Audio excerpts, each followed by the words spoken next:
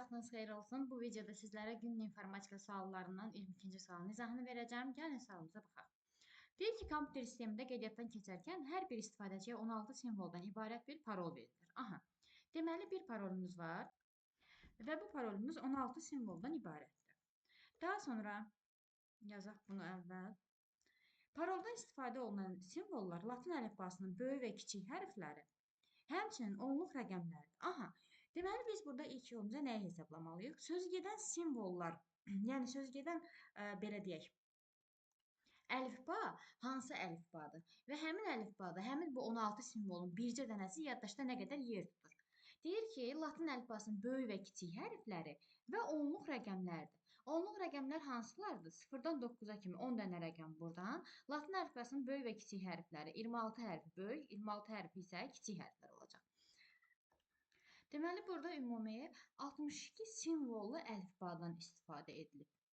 Simvollu əlifba.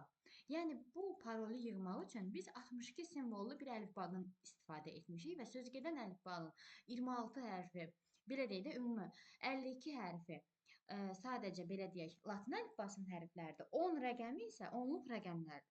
İndi biz tapmalıyıq ki, 62 simvollu əlifbada bir simvolun nə qədər yaddaşda yer tutur. Bir simvolun həcmini tapmaq üçün nə edirik? 62 özü 2-nin qüvvəti olmadığına görə 2-nin qüvvətlərinin arasına alırıq və böyük olan qüvvəti götürürük. Deməli, 62 yerləşir 2 üstü 4 ilə, 2 üstü 5 ilə, 2 üstü 6-nın arasında. Yəni, 32 ilə 64-ün arasında yerləşir və burada deməli, böyük olan bit neçədir? 6 bit. Deməli, bir simvolun yaddaşda 6 bit yer tutur.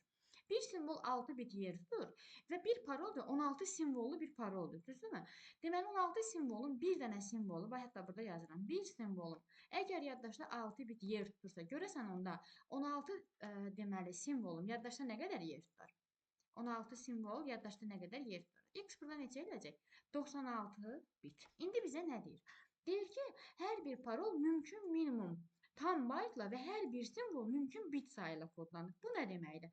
Əgər bizim aldığımız rəqəm bayta keçə bilmirsə, yəni biti bayta keçmək üçün nə edirik? 8-ə bölürük də. 8-ə bölünmürsə, o zaman həmin rəqəmə ən yaxın olan 8-ə bölünən bir ədəd tapmaq lazımdır. Hal-hazırda bizim bu rəqəmimiz 8-ə bölünüb bayta rahat şəkildə keçə biləcəyinə görə biz sözügedən yuvarlaqlaşma prosesini həyata keçirmirik. Sadəcə burada verilmiş 96, aldığımız 96 ədədini bayta çeviririk. Bu eləyəcək, x bərabər eləyəcək 96 bölünmüş 8 eləyəcək 12 bayt. Davam edək. Aha, parolla yanaşı hər bir istifadəçinin 40 baytlıq əlavə məlumat da saxlanılır. Aha, deməli bir istifadəçi üçün, bax yazıram, bir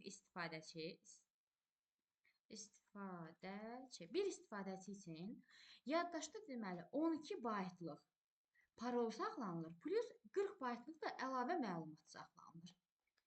40 baytlıq əlavə məlumat saxlanılır. Deməli, bir istifadəçinin ümumi məlumatı nə qədərdir? Toplam 52 baytlıq ümumi məlumatım var. Ümid edirəm, fikrim aydındır.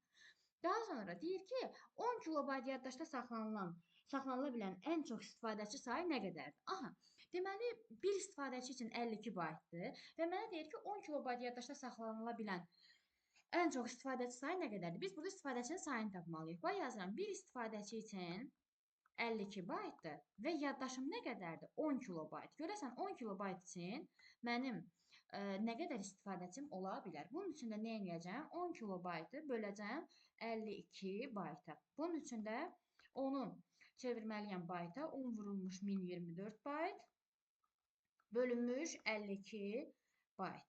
Baytlar ixtisar gedəcək və nəticədə deməli 196 tam nə qədərsə alınacaq. Biz də burada istifadəçi sayını tapmalı olduğumuza görə artıq kəsr rəqəmini götürmürük və alırıq ki, deməli 196 istifadəçi o olur. Cavabımız olacaq D variantı. Ümid edirəm, fikrim aydındır. Deməli, nə etdik? Əvvəlcə bir parolun həcmini öyrəndik ki, 16 simvoldan ibarətdir. Daha sonra həmin bu 16 simvollu parolun bircə dənə simvolunun yaddaşda nə qədər yer tutduğunu tapdıq ki, 6 bit yer tutur. Əgər 16 simvolun bir simvol 6 bit yer tutursa, deməli 16 simvol ümumilikdə yaddaşda 96 bit, yəni 12 bayt yer tutacaq. Deyir, bir istifadəçi üçün də həm parol var, həm də 40 baytlıq da əlavə məlumat var.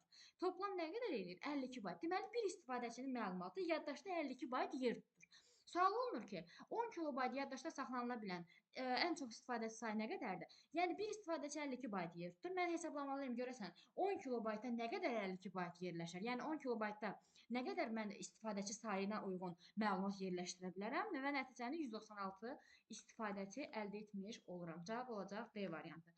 Sağ olun, Allah mənimdir. Bu qədər.